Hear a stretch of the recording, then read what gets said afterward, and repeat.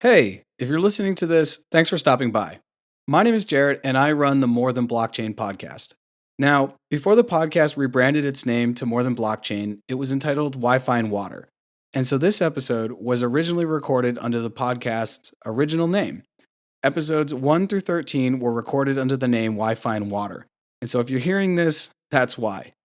Please enjoy the episode, and thanks for checking out the More Than Blockchain podcast.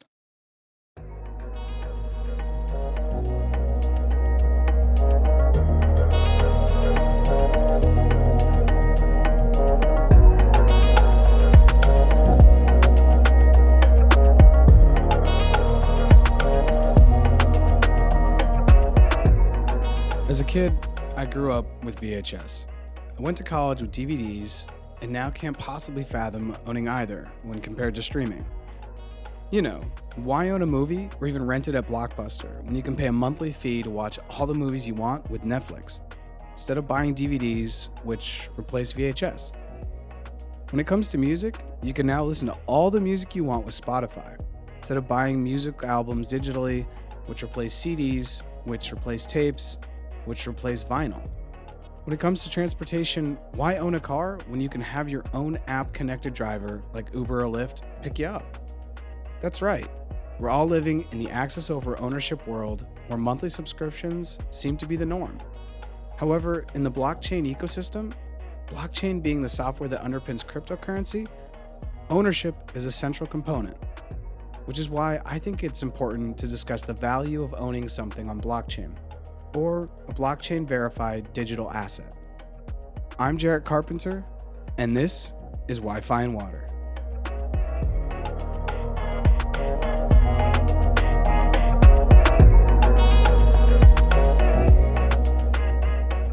Okay, let's break down that last mouthful of jargon. Blockchain-verified digital asset. What does this mean?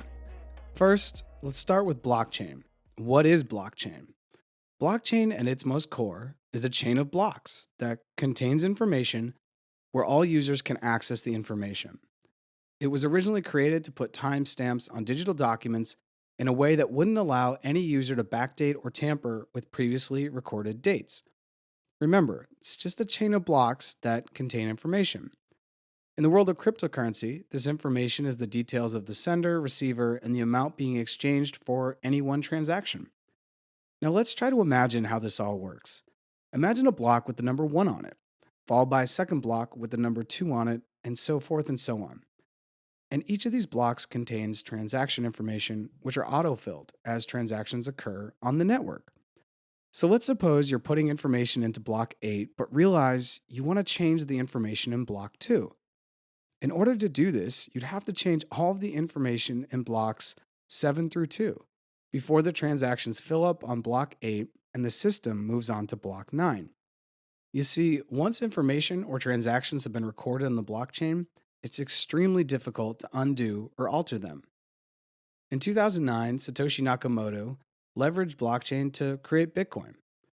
Blockchain is a software protocol that allows Bitcoin to exist and flourish in a network worth nearly $1 trillion today. Because it works like a public ledger of recorded transactions, it creates a trustless network and allows users to exchange value with one another without knowing one another. Now, there are a lot more elements of blockchain, but I think understanding that it's a public ledger that creates transparency that is difficult to change is good for now. Okay, the second word, verified. Why did I choose this word? Well, it's because the blockchain, as a public ledger of information that's really difficult, if not nearly impossible to change, is likely the most useful technology to verify the authenticity of something, or verify that a transaction has occurred, or at an even smaller micro level, that something has happened. Each blockchain needs to continue to create blocks full of information, transactions if we're thinking crypto. And each time a transaction occurs, the network of distributed computing needs to verify the transaction before it can be put on the blockchain. If we return to our most basic mental model of the blocks with numbers being filled by the system with transaction information, before a transaction can be added into a block, it must be verified by a set amount of the block builders on the network. So, if I send my buddy Jeff Bitcoin, before he receives it and it gets deposited in his digital wallet, it must first be verified by multiple block builders before it can be added to the block. In crypto, these builders are called miners, as they're the network support system that ensures that blocks continue to be added with transaction information. For their work, they're then rewarded with a fraction of Bitcoin, which, after many transaction verifications, can be a pretty penny or pretty amount of Bitcoin in this case. So, because the network is constantly verifying new transactions, owning Bitcoin or an NFT on the Ethereum blockchain are both examples of blockchain verified digital assets. Digital, because at their core, it's all one and zeros, and an asset because blockchain verified digital assets are now widely accepted among the financial world as part of its own growing asset class. Okay, but why should you own one? Why should you take your dollars, pesos, euros, yuan, rupees, etc., and turn them into a blockchain verified digital asset? Well, for four reasons which are fundamental to understanding how human civilization advances: community, currency, culture, and curiosity. Number one, community.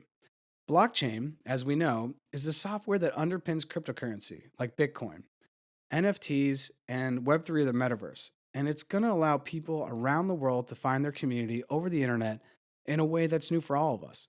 Holding blockchain verified digital assets like Bitcoin or Ethereum can open up your world to a whole new monetary community, and holding a particular NFT can grant you digital exclusivity to new and global communities online like we've never seen before. Throughout history, humans have always found a way to seek out like minded individuals, and blockchain verified digital assets will only see this continue to flourish. Number two, currency. Blockchain verified digital assets are going to be the currency of the future. The US, Europe, and China are already investing into creating their own digital versions of the dollar, euro, and yuan, respectively. China is bounds and leaps ahead in digitizing their currency, but the US and Europe aren't too far behind.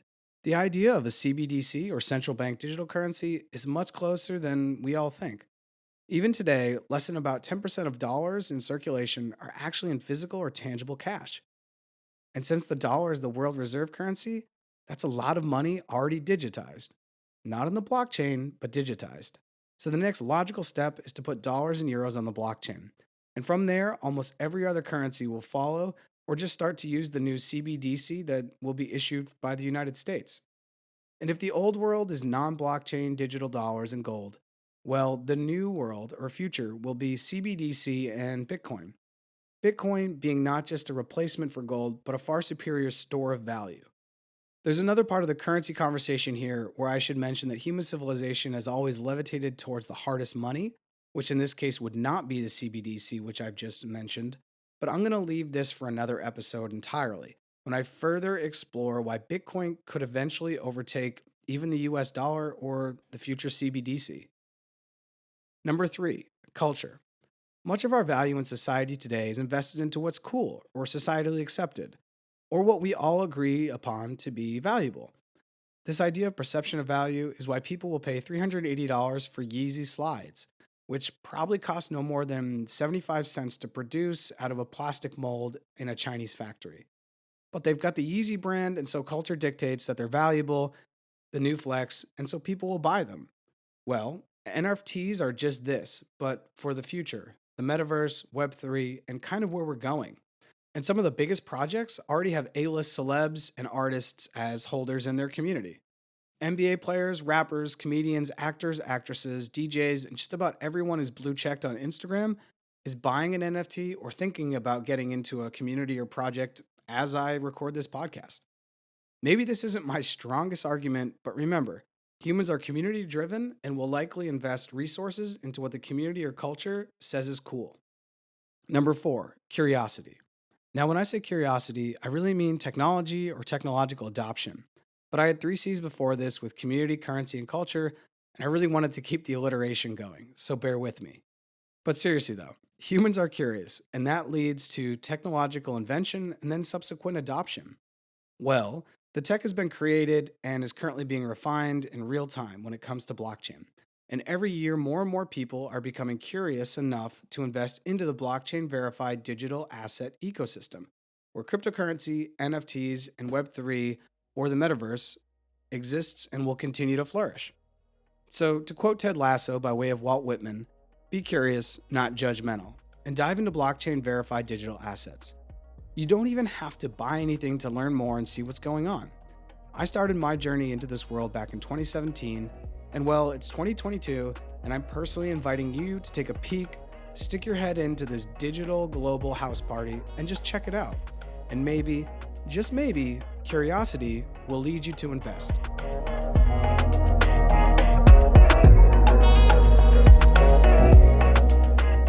Thanks for listening to this episode, and for more info on cryptocurrency, please check out episode 44 and 55.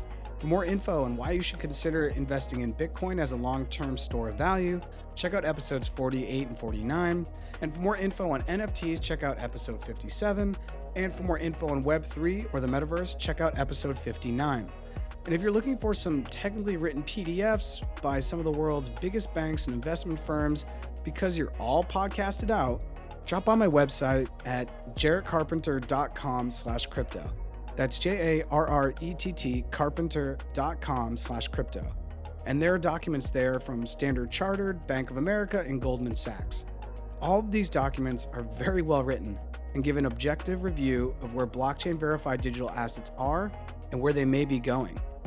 Please be sure to follow the podcast on Twitter, Facebook, YouTube, Instagram, and TikTok at Wi-Fi and Water, and be sure to subscribe wherever you're listening to the pod. And if there's someone out there who you think would benefit greatly from hearing this episode, please go ahead and share the link with them. Thanks again, and I'll see everyone next time.